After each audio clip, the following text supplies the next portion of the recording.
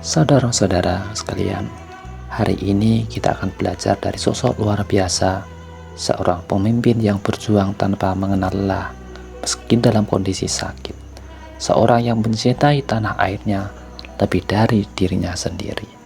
Beliau adalah Jenderal Sudirman, pahlawan besar yang meninggalkan jejak semangat bagi kita semua. Jenderal Sudirman lahir pada 24 Januari 1916 dan wafat dalam usia yang sangat muda, 34 tahun, pada 29 Januari 1950.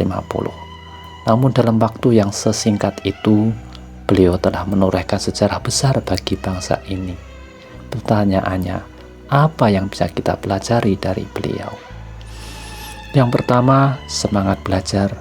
Ilmu adalah senjata terbesar. Sejak kecil, Jenderal Sudirman dikenal rajin belajar. Beliau bersekolah di taman siswa dan juga belajar agama di pondok pesantren. Dari sinilah beliau memahami arti kepemimpinan dan keberanian. Pesan untuk kita, hari ini kita tidak berperang melawan penjajah, tetapi kita menghadapi peperangan baru, melawan kebodohan, malas belajar, dan mudah menyerah. Jika Jenderal Sudirman rela berjuang di tengah keterbatasan, mengapa kita yang hidup di zaman modern ini masih mengeluh? Kuasailah ilmu, karena dengan ilmu kita bisa membangun negeri ini lebih baik.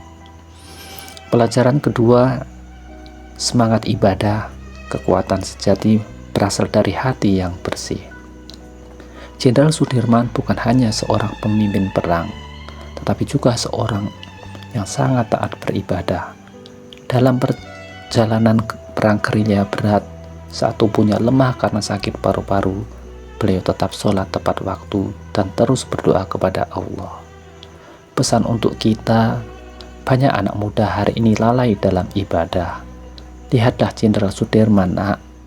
Lihatlah Jenderal Sudirman, kawan. Di medan perang pun beliau tidak pernah meninggalkan sholat. Jika kita ingin kuat menghadapi tantangan hidup, jadikanlah ibadah sebagai pondasi hidup kita. Orang yang dekat dengan Tuhan tidak akan mudah menyerah. Pelajaran ketiga yang bisa kita ambil dari Jenderal Sudirman adalah semangat berkreasi dan cinta tanah air. Jangan menyerah. Salah satu kisah luar biasa dari Jenderal Sudirman adalah perang gerilya. Saat Belanda menguasai kota-kota besar, beliau tidak menyerah. Dengan tubuh yang lemah, beliau tetap bergerilya sejauh 1000 km selama berbulan-bulan. Tidur di hutan, berpindah-pindah tempat, tetapi tetap memberikan komando perlawanan kepada musuh.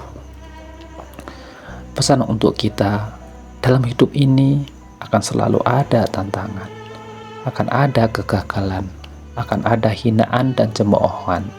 Tapi jangan pernah berhenti.